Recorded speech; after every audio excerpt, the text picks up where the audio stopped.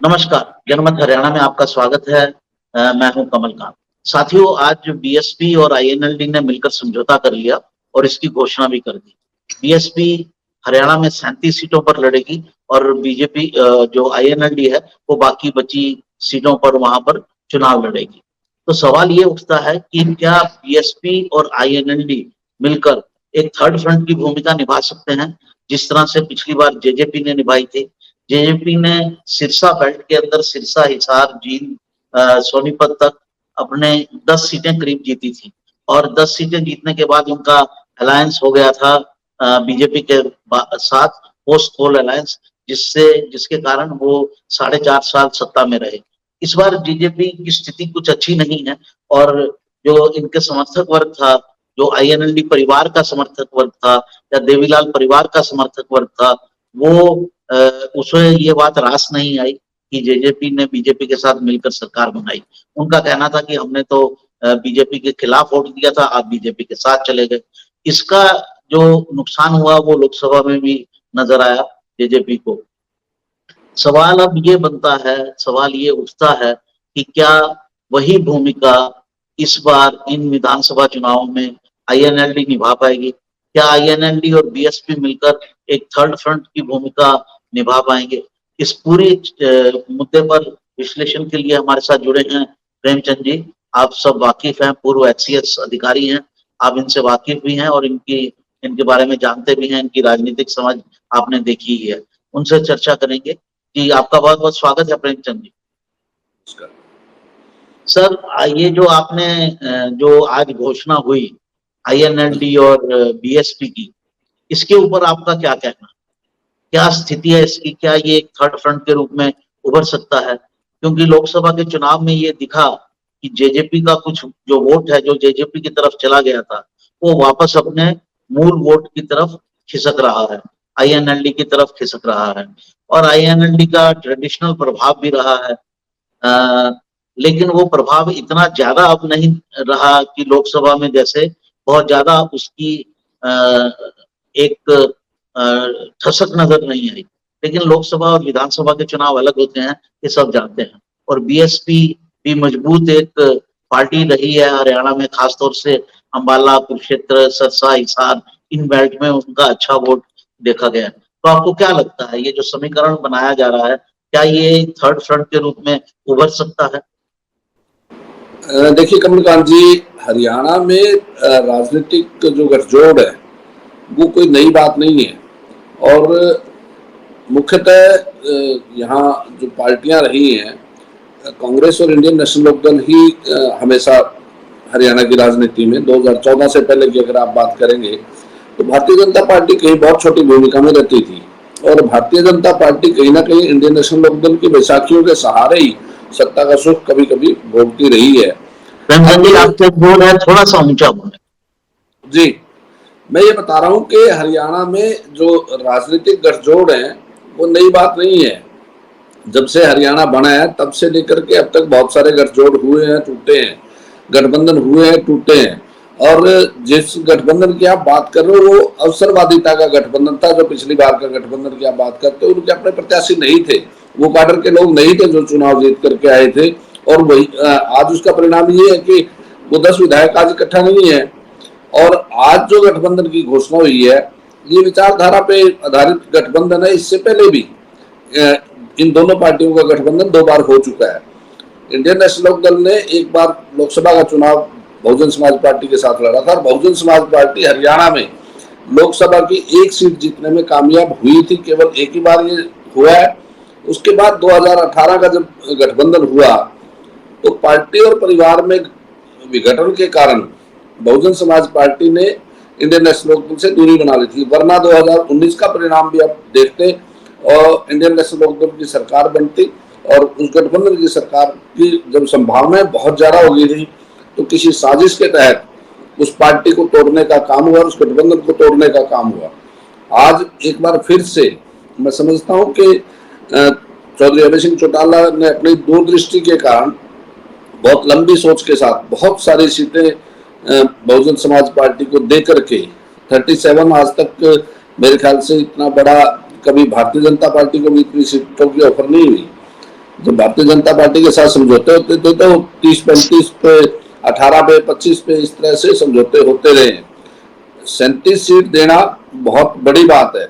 और एक आधार जो आपने कहा कि इंडियन नेशनल लोकदल का हरियाणा में वो 22 से 29% वोट का रहा है। ज्यादातर चुनावों में 22 और 29 के बीच में उनको मत प्रतिशत मिलता रहा है। परंतु 2019 में जब चुनाव आया उससे पहले पार्टी टूट गई थी और पार्टी का मूल जो काडर था वो बिखरा। कहीं ना कहीं लोगों को लगा कि नए लोगों के साथ जाना चाहिए और उस हवा में कहीं ना कहीं इंडियन नेशनल लोकदल का कार्यकर्ता विचलित हुआ और वोट प्रतिशत बहुत बुरी तरह से गिरा था और मात्र 1 सीट आई थी। अब जब आप संभावनाएं तलाशते हो तो मैं आपको याद कराना चाहता हूं कि 2022 में फतेहाबाद में चौधरी देवीलाल जी की पुण्यतिथि जब मनाते हैं तो उस मंच से चौधरी ओम प्रकाश चौटाला ने सभी विपक्षी नेताओं से एक गुजारिश की थी कि एक गैर कांग्रेसी गैर भाजपा गठबंधन बनाया जाए, तीसरा मोर्चा बनाया जाए। और उस पे कहीं ना कहीं बिहार के मुख्यमंत्री नीतीश कुमार जी ने ये कहकर विड्रॉल लगा दी थी कि कांग्रेस को भी उसमें साथ आना चाहिए। उनकी बात मानते हुए चौधरी ओम प्रकाश चौटाला ने कहा कि आप प्रयास कर लीजिए, आप आगे आइए। और उनकी अगुवाई में जब वो बातचीत शुरू हुई तो इंडियन नेशनल लोकदल को उससे दूर रखा गया और स्वयं नीतीश कुमार जी भी उस गठबंधन का हिस्सा नहीं बने जिसका नाम इंडिया गठबंधन रखा गया था।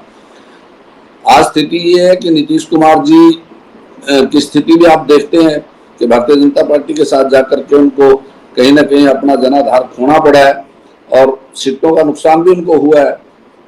आज फिर एक बार जरूरत वही है कि गैर भाजपा गैर कांग्रेस गठबंधन बने और हरियाणा में इसकी पहल अभय सिंह चौटाला ने कर दी है।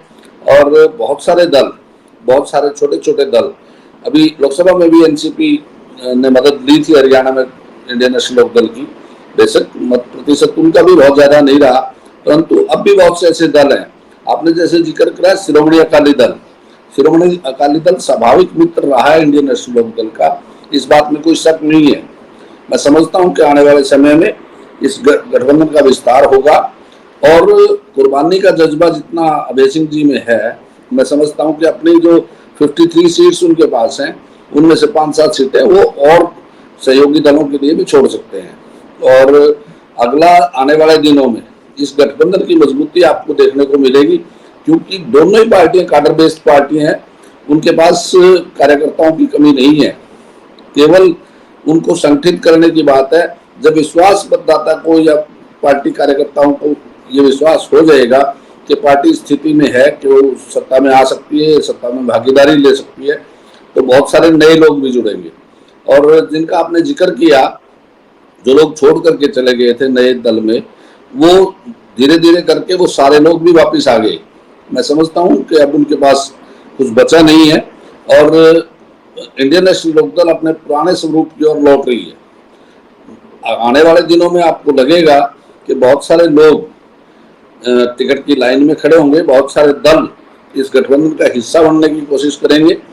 और मैं समझता हूं कि जैसा कदम आज अभय सिंह जी ने लिया है तो हरियाणा की राजनीति में निश्चित रूप से एक तीसरी ताकत बनकर के वो उभरेंगे और मैं समझता हूं कि सत्ता के आसपास वो पहुंच जाएंगे।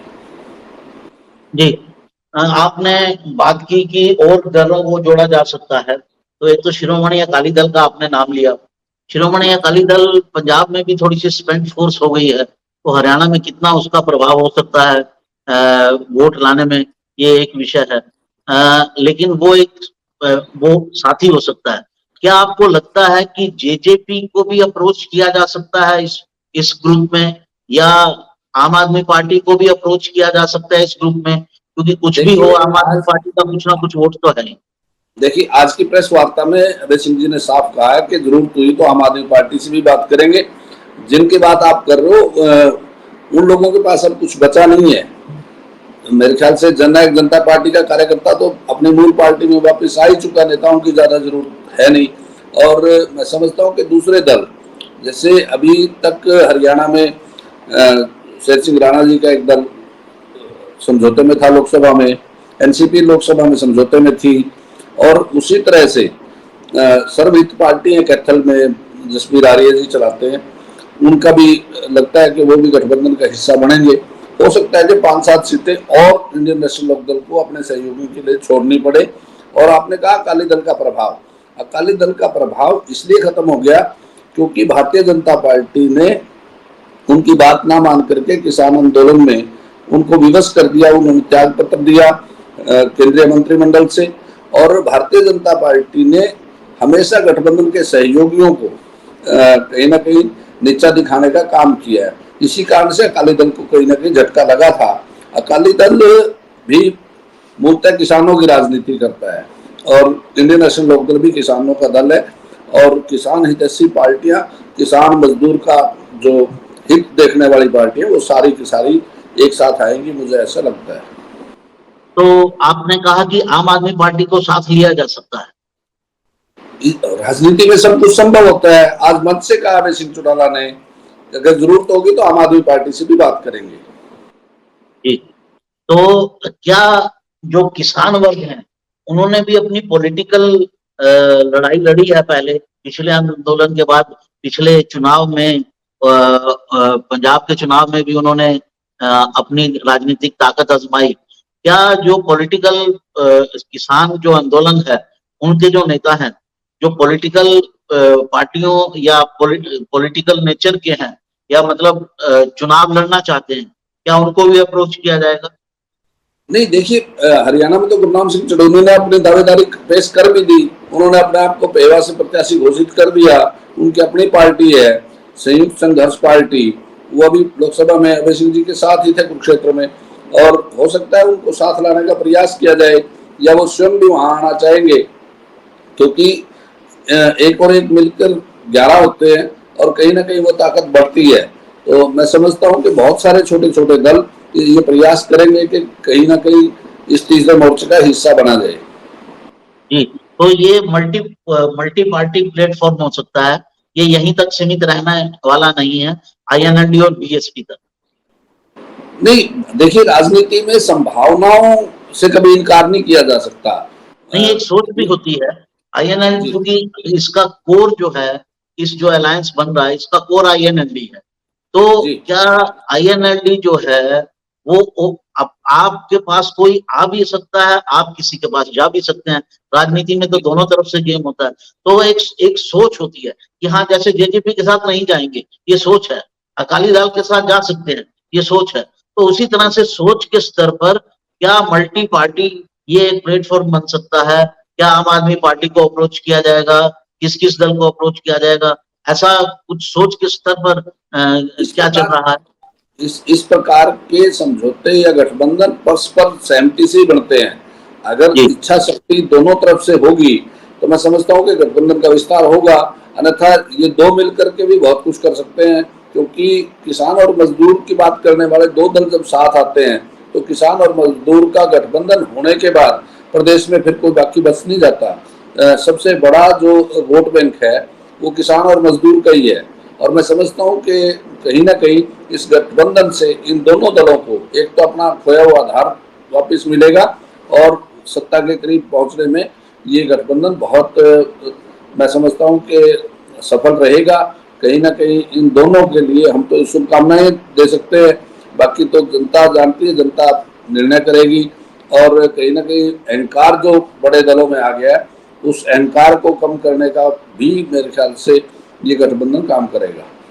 रंजन जी, क्या आपको लगता है कि ये जो अलायंस हुआ है ये एक फ्रंट के रूप में, थर्ड फ्रंट के रूप में खड़ा हो सकता है? और इसे थर्ड फ्रंट ही कहेंगे आप। जब दोनों के साथ समझौता नहीं है तो थर्ड फ्रंट ही आप कहेंगे, ये थर्ड फ्रंट ही है। और थर्ड फ्रंट पे कौन कौन आता है वो तो आने वाला समय बताएगा, परंतु उसकी नींव आज अच्छे से डल गई, और जो लोग उसमें शामिल होना चाहेंगे मैं समझता हूँ कि इनको भी खुले मन से उसका स्वागत करना चाहिए। जी, क्या ये फ्रंट इंडी गठबंधन को भी अप्रोच कर सकता है कि आप एक ब्रॉडर फ्रंट यहाँ खड़ा करते हैं जिसे इंडी गठबंधन के बैनर तले या उसके साथ अलायंस करके जिसमें कांग्रेस भी शामिल हो? देखिए, आप जिसे एनडी या इंडिया या एनडीए कहते हैं, मैं समझता हूँ उसमें भी तो बहुत सारे दल हैं, उनमें बहुत सारे लोग उनसे परेशान भी होंगे, वो हो सकता है उनको छोड़ करके आ जाए। पहले भी ऐसा हुआ है। तो लोकसभा में मैंने आपको एग्जांपल दिया कि लोकसभा में पूरे देश में एनसीपी इंडिया गठबंधन का हिस्सा थी, परंतु हरियाणा में वो नेशनल लोकदल के सहयोग से चुनाव लड़ी। उसी तरह से आपने जिक्र किया आम आदमी पार्टी का, हो जी सकता है कि आने वाले दिनों में वो गठबंधन का हिस्सा हो। जी। अच्छा, मैं एक चीज पूछना चाहूंगा कि मान लीजिए ये एक थर्ड फ्रंट खड़ा होता है, उसको अभी मौजूदा स्थिति में ही लेते हैं थोड़ा सा, जो लेकिन इसका नुकसान किसको होगा, कांग्रेस को या बीजेपी को? देखिए, नुकसान किसका होगा मैं नहीं कह सकता, परंतु इन दोनों को जरूर लाभ होगा जो गठबंधन के हिस्सेदार बने हैं। इन दोनों दलों को निश्चित रूप से लाभ होगा और ये सत्ता के करीब पहुंचेंगे। जी, तो इस बारे में आप कोई वो नहीं दे सकते कि किसे नुकसान हो सकता है, कांग्रेस को हो सकता है या बीजेपी को हो सकता है, क्योंकि ये वोट लेने की क्षमता तो इस फ्रंट में दिख रही है। आपको साफ साफ नजर आता है कि किसान और मजदूर का मोर्चा है। किसान और मजदूर को अपना वोट बैंक समझ के कौन बैठा है, किसका नुकसान होगा ये तो उनको समझना है। परंतु मुझे लगता है कि इस गठबंधन से इन दोनों दलों को जो अपना आधार खो चुके किसी कारण से, उनको खोया हुआ आधार वापस मिलेगा और वो सत्ता की दहलीज तक पहुंचेंगे।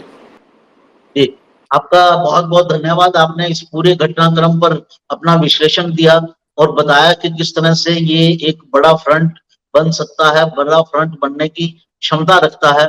ये जो फ्रंट है वो किसी ना किसी का नुकसान तो जरूर करेगा। जैसे कुरुक्षेत्र में अभय चौटाला जी लोकसभा चुनाव में खड़े हुए, तो उनकी वजह से जो है वो आपके कैंडिडेट सुशील गुप्ता जी चुनाव हार गए। तो इसका ये वाला इफेक्ट जो है वो पूरी स्टेट में नहीं तो पार्टली जो है वो जरूर नजर आएगा। आपका एक बार फिर से बहुत बहुत धन्यवाद। नमस्कार।